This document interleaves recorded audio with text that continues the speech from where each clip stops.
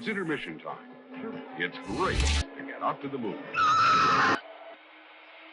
So I'm Megan. I host The Intermission, and today we have you, Kurtis. Can you intro yourself for the listener, who you are, what you do, and the film we'll be talking about?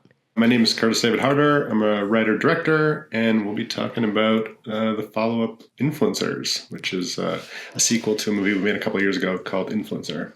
Yeah, Influencer, the original, came out in 2022, and then Influencers, plural, will be this year. How would you describe your style as a filmmaker? Because you wrote Influencer, but you also do producing and directing.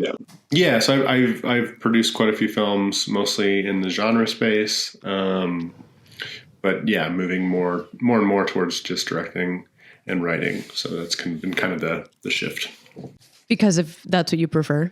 That was kind of the goal. Yeah, like I kind of fell into producing when I was younger, and then enjoyed it. But it's like ultimately the goal was to kind of make my own films.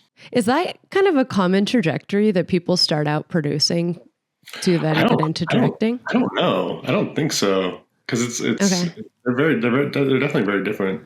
I mean, like we kind of had a collective up in Canada of like a bunch of filmmakers that we kind of all produced for each other. So is that what digital interference? It was, yeah. So I used to work with them, and Brandon Christensen. There's another filmmaker, Rob Grant, Mike Peterson, and they're all like directors in their own right. But then we kind of all produce. Okay, so now we're just going to get into your general movie taste. I'm curious what your relationship to film is. Did you grow up in a movie household? No, so I grew up kind of obsessed with movies. In middle school, there was like a video store nearby that I would go to lunch. Every lunch I'd go there and buy one of like the cheap DVDs. And so I just like devoured movies because I was like buying one every day with my like lunch money. And then I think like going into high school, I worked at Blockbuster before it perished. And then it was kind of like I think like definitely kind of like I just fell in love with cinema. I didn't really start loving horror films until we started making them, which was kind of later when I started producing films. So it was definitely a bit later and a late bloomer when it comes to the horror genre. But yeah, and why horror? That was just what the people around you were working on? Yeah, when I started producing, it was just like it was a bunch of friend filmmakers who were kind of making these movies, and then started producing horror films and was like, oh, I should kind of get more educated on the genre and fell in love that way. So it was very much kind of through making them that I really kind of fell in love with the genre. And then in terms of directing, it was just like, it's a great box to kind of work in to explore some of the stuff that I was attracted to. I love kind of like the mindfuck type films, like that kind of stuff growing up was great, but kind of moving into the genre space was definitely that kind of thing. Wait, so if not watching horror, like what were the types of movies you were watching growing up then? Like obviously when you're getting DVDs on your lunch break, you're more of a kid, so it's different to what you're watching now, but what was like the style you were drawn to? A ton of stuff. I think like I really gravitated towards like Danny Boyle or Steven Soderbergh or movies like the German movie Das Experiment, like that kind of stuff where it's like kind of getting into cultural like ramifications and different things like that. But like David Fincher's work was obviously huge. And so it was like horror, it was like genre adjacent stuff. I wasn't like super far out, but it was kind of like horror light or like more thriller space or like psychological thriller type stuff was definitely the world I was falling into. Do you have filmmakers that you consider now to be influences for you in the style that you want to work in? Yeah, I mean, like definitely those heroes with like Danny Boyle or Soderbergh or Fincher or kind of filmmakers like that, or like Danny Villeneuve is another one where they do such a broad scope of films. Like it's something kind of new every time. And I think that to me is really interesting where you're exploring kind of new avenues of kind of what's going on in culture. I do find myself gravitating towards contemporary filmmaking and kind of looking at very current issues, especially with these last two films, where it's very much kind of looking at like social media and kind of the very current kind of problems that we're facing. So that was definitely, I think those are definitely the kind of the heroes. What about films that you've been watching this year? What is the last movie that you saw in theaters or streaming? Really dug Eddington. I think Ari Aster really swung for the fences with that one. I mean, one battle after another it's cool to see PTA kind of back, so to speak, in kind of his old style. Yeah, I think those two definitely stand out in like a very fun way, where they're kind of taking interesting swings at kind of the political landscape. Yeah. I said this, I think, in a previous recording of the podcast we did, but I just watched Eddington because I didn't see it when it first came out. And I was like, oh, I understand now why this movie was so like controversial topic wise and then also stylistically. Yeah, it was cool. I mean, I liked it. It is actually, this is a similar thought where Eddington is something that's so timely, and your film as well as a film that is so timely. Yeah. So that's interesting to me that you were drawn to both those, or to say both those films, because in a way they're connected to your film, where they're like, they couldn't be set in any other period of time because they're so reflective of the current state. Yeah. Yeah. And I think that to me is really fun. And obviously it's not limiting. I like kind of period pieces as a viewer. I kind of watch everything, but I think in terms of what we're dealing with, in terms of how much the culture is shifting and we're dealing with kind of these new issues, it is fun to kind of see, not like it's not to say that they're taking light of it, but I think it is kind of having fun with what's going on. And to me, it's like, especially with influencers, we're definitely kind of taking some cheeky stabs at the current culture. Yeah, definitely. Oh, when you were writing or prepping for this film or any of your films, do you have movies that you go to just for inspiration? Like obviously a lot of directors and DPs go to Shot Deck to look at stills, but do you have films that you like to rewatch? Yeah, I mean, every film's a little bit different. I think with these two in particular, it's like they're very Hitchcock coded. Patricia Highsmith is obviously a massive influence in terms of kind of the structure of a con artist. With influencers in particular, we were kind of playing into like Hitchcock's To Catch a Thief. We're taking place in France. Le Piscine was a big reference for us. I love that movie. It was fantastic. We kind of joked that would be like CW's favorite film. And so it's just kind of like just the way that unfolds and the ending obviously is a nice surprise.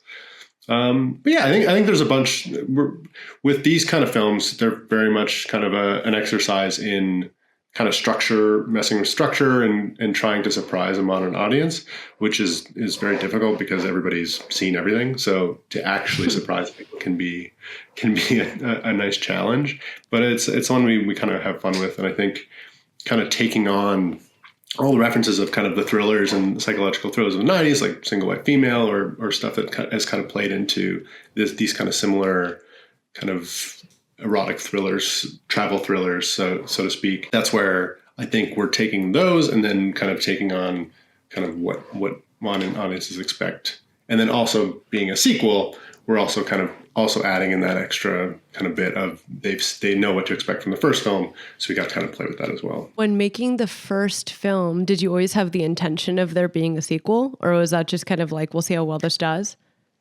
No, it was always kind of a one-off. I think for me, sequels, like they really need to be warranted if you're gonna go into them, and I think that can be tricky. I think with this one, it was looking at kind of the world we were exploring is very kind of the modern AI and social media in terms of the kind of the technical, but then also the emotional side of CW was fun to kind of dive into some different sides of that character. And so coming into the sequel, it was like when those kind of ideas started to click of this like starting zone of seeing her living this kind of different kind of perfect life in France and not knowing exactly where that fits in terms of the grand scheme of the timeline. I think that was really interesting to me. And then also there's just other worlds you can kind of explore with kind of the different subcultures online or how fast AI is developing. I think when we shot the first film, ChatGPT wasn't a thing. And so now everything has changed so drastically. So it's fun to kind of dive in and say, what is around the corner now that we can kind of play with? I'm curious what your thoughts are with influencers becoming actors. Like what comes to mind is Addison Rae and He's All That. Do you have any like strong opinions?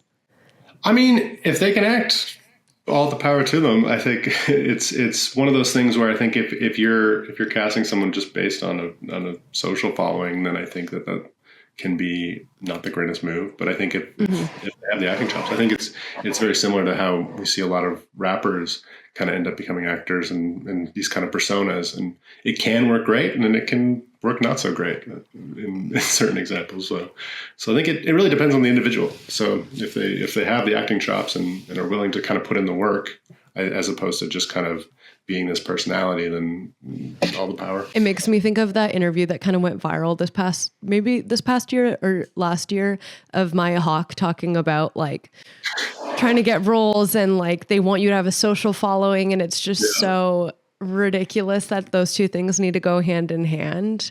Like, and oftentimes the statistics show that it doesn't actually help that much. So that's always the interesting kind of twist to the whole thing, where it does the actual impact of people actually going to see movies as opposed to just wanting to see their online content. Does that actually translate? And I think that it's been highly debated if that. Yeah. I mean, that makes sense, because it's like if you're a good actor, if you're a good filmmaker, that's going to supersede anything else. Yeah. Okay, so now we'll get into your film influencers. So the little description I have here: in southern France, a young woman's chilling fascination with murder and identity theft sends her life into a whirlwind of chaos. So the film explores identity, performance, curated online personas.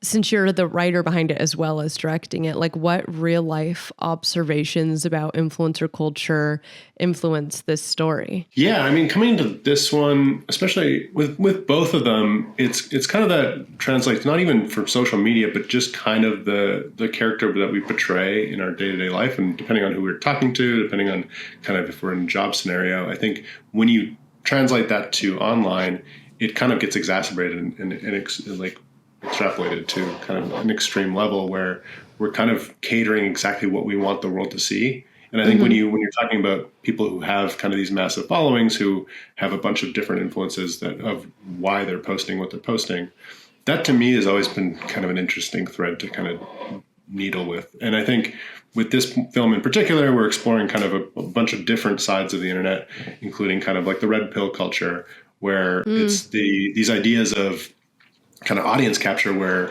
your audience kind of ends up controlling what you're talking about and what you're posting. I think that can kind of become this kind of interesting feedback loop.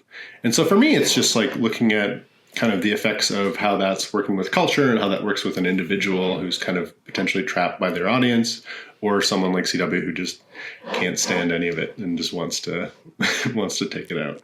So I think so to me, it's that aspect of it, of the online culture, and then that paired with kind of the travel and kind of like the aspect of like kind of fantasy fulfillment. Those kind of two things paired is just like kind of a fun ride that you can kind of explore beneath the surface. Stylistically, are there any films that come to mind that you would find comparable to influencers, like for the listener to get a feel for the vibe? I'm trying to think. Like The Beach is obviously a fun reference of kind of like capturing that magic of traveling to a very foreign place. Another film we watched as a group was In Bruges, which kind of captures kind of the magic of kind of being trapped in somewhere. I love that movie. Such a beautiful film. And I think like those films in particular too, or In Bruges in particular, is kind of a film that sets up all these little threads that are so fun, and you're like, where is this going exactly? And the way that it ties everything together in the end is brilliant. So I think that's something that definitely was kind of neat. I think Guy Ritchie's stuff is, in terms of kind of the fun rampant, like we watched Lock, Stock kind of in prep, and I think those films can be kind of fun references, not necessarily exactly like visually, but stylistically we had some fun. Totally. It makes me think we this week posted our episode with the director and the DP who did that new show, The Chair Company, starring Tim Robinson. And you'll do this as well when we promote this episode, but we ask our guests to like curate a list, and the list of films typically like pertains to our conversation or the film. But people kept commenting like, I don't see how this movie has anything to do with The Chair Company. And it's like, well, any creative, you're like pulling inspiration. So many things that you pull from. Yeah. So it's also relative. A big one was the Lizzie McGuire movie. I think that's something. Great movie. Think about it, it's like there's identity fraud, there's wigs, there's mopeds. I love that. There's tons of things that we pulled from in terms of probably my subconscious of watching that movie as a kid. So I think that is so funny. Yeah. Great movie. Did any part of your own online presence, like how you curate yourself as a filmmaker or just as an individual on social media, inform how you wrote these characters? Did you see yourself in anyone? I think just the fact that I grew up online is probably part of it. I think like just understanding the language and wanting to be authentic. I think a lot of films kind of want to showcase social media or influencers in kind of a characteristic way. And for me, it's kind of finding authenticity in those things so that we can kind of be ridiculous with the other parts of the film. So I think that definitely, I think in terms of my relationship with social media, I thankfully am not relying on needing to, as an actor, for example, having to kind of cater towards an audience. So for me, it's very much just kind of my own, a very regular interaction with social media and stuff like Instagram. So I don't know if my experience necessarily relates to that, but I think having met influencers and having met kind of different personalities would be kind of more where I pulled from on that end. Yeah, that makes sense. I kind of figured. I feel like often I interview people that are more of the behind the scenes people. Like on this podcast specifically, it's mostly like the people in the back end of making a film. And so like social media is like less important in that respect, which is like so nice. It's so nice to not need to use social media. Yeah. So why Southern France for this film? Was it like very pertinent to the plot? I'm always curious. I'm like, oh, do you just write a location because you want to go film there? No, I saw a photo of Menton, which is where we shot. It was this kind of town near Nice. And I saw a photo of this place and I was thinking about where CW would kind of want to post up if she was looking for that regular lifestyle. So something kind of tropical adjacent, but still has that kind of European flair was really fun. So I was looking at kind of Italy or France was kind of the initial ideas of somewhere definitely Mediterranean, definitely kind of on the water, something where she feels comfortable and it is kind of still landing in kind of that kind of fantasy aspect of it. For me, it was kind of like looking for kind of a bit of a French New Wave flip of CW has kind of watched all these movies and she's kind of catered her own lifestyle to that kind of degree. But when it comes to locations, it's always kind of story first. It's character first. What are these characters wanting to do? With social media, it's very much kind of showing the extravagance. And with CW, she still falls into kind of those same ideals. So kind of looking for somewhere like Menton, when I saw that image of kind of all of those colorful buildings, it was like, oh, she would definitely see that and want to go there. Yeah, that makes sense. I feel like if I was a director, I would just be going on vacation. It sounds like it's like you're on this vacation, but when you're actually trying to shoot, it ends up being, you might as well, you would almost prefer just to go home at the end of the day sometimes. So yeah, so true. Were there different visual or sound cues that you use to show a difference of like, this is how a character portrays their real self versus the version they present online, like how to differentiate the two? I don't think it was necessarily visual or auditory. I think it was definitely came from a performance base of kind of seeing the shifts in the characters. I think we obviously do a lot in screens and we're seeing kind of the extreme version of them when we see them on screen, or those kind of things, the content that they're creating. But I think in terms of the visuals, it definitely is more pertains to kind of the characters and those, I guess you could say that in terms of music and stuff, when we see them alone, we're seeing kind of a very different side of them. And the score with Avery that we did definitely pertains and acknowledges that for sure. Speaking of this being a sequel, like, do you have a sequel or any example that comes to mind where you're thinking this was a good sequel, it was needed to be made? Because like so many people hate on sequels. I mean, there's a bunch of fantastic. I mean, Aliens is obviously a great example of kind of taking what worked on the first one and just expanding the scope in such a great way. Someone actually I was just talking to, kind of, I didn't make this connection while we made it, but called influencers kind of like the Evil Dead to the Evil Dead, which is kind of a funny way of saying we just go a lot zanier in this one and kind of have a lot of fun and kind of more extreme, which I think is a pretty apt explanation. I thought that was pretty funny, but yeah, I think there's tons of sequels that do warrant themselves, and I think that is always the big question of like, why is this movie going to exist? Are we just retreading, or is there more to explore with the characters and the world and kind of like building on the scope? Because you run a fine balance of you want to accomplish what the first film accomplished, but also do something fresh and new. So finding that balance of not going too far, but still kind of staying within the world is it was my first kind of foray into it. So it was fun. Totally. Do you have a scene that comes to mind that was just the most challenging to shoot, whether it was stylistically or pertaining to the location or the actors? Whatever comes to mind. It was all a breeze. No, it was all hard.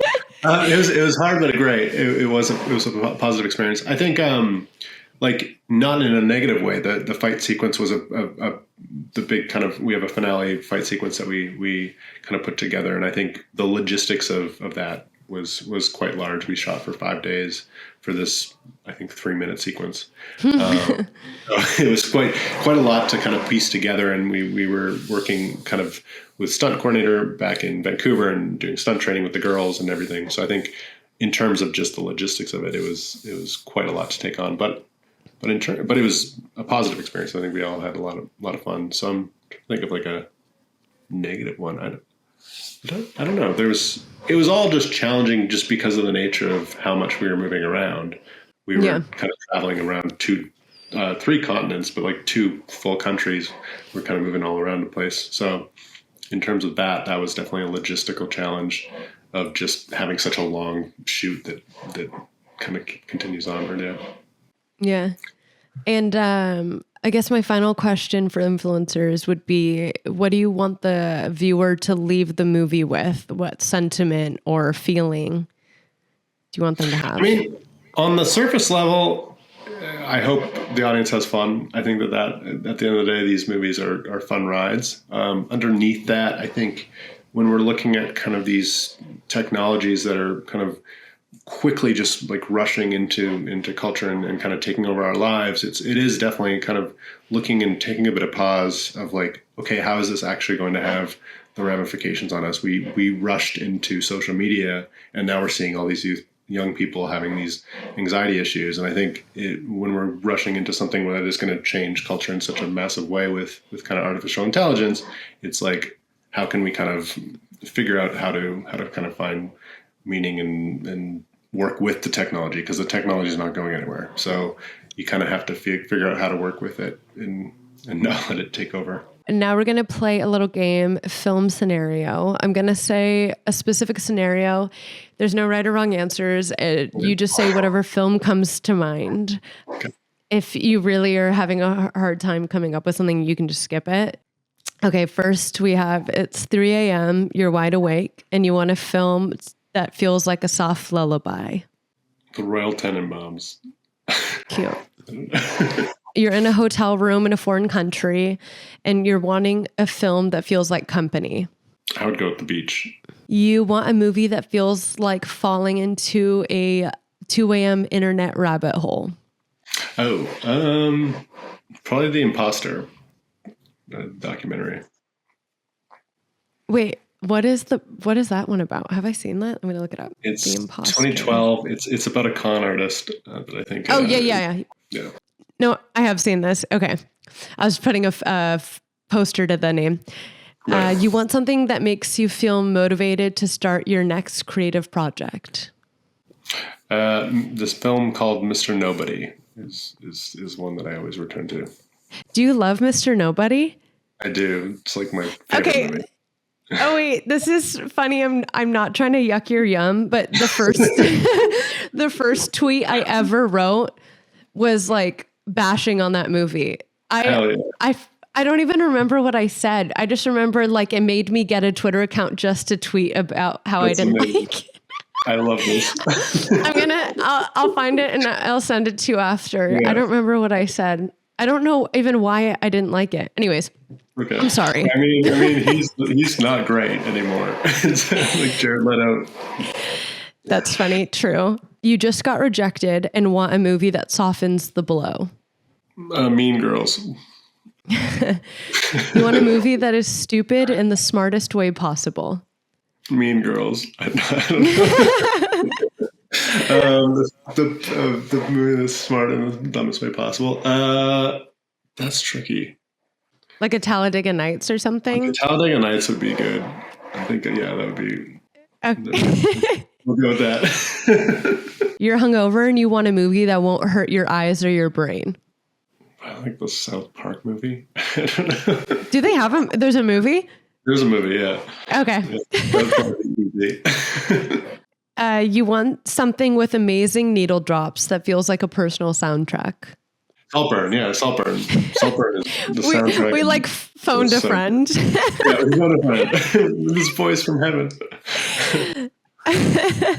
Okay, and last one, you want a movie that transports you to a very specific aesthetic. And the aesthetic could be whatever, like 70s, or you want to feel like you're in... Oh, yeah. Probably the Virgin Suicides would be a good one for that. Yeah. Right on. Okay, well, that is all I have for you today. Can you reiterate to the listener when and where to watch your film and anything else you want to plug, if you have any upcoming projects or anything like that? Yeah, so the first influencer film, if you haven't seen it, it just dropped on Netflix. So that's on Netflix and as well as Shudder and AMC. And then the follow-up influencers is on Shudder and AMC Plus. Sweet. I guess that's all I have for you. Now it's time to get lost. Good evening. If you enjoyed this episode, be sure to leave us 5 stars on Spotify, Apple, or wherever you get your podcasts. To stay in touch, follow our Instagram page at It's Intermission Time and share with your friends. As always, Intermission is produced by Jazeel Chu and Olivia Dean, and of course, hosted by yours truly, Megan Braun.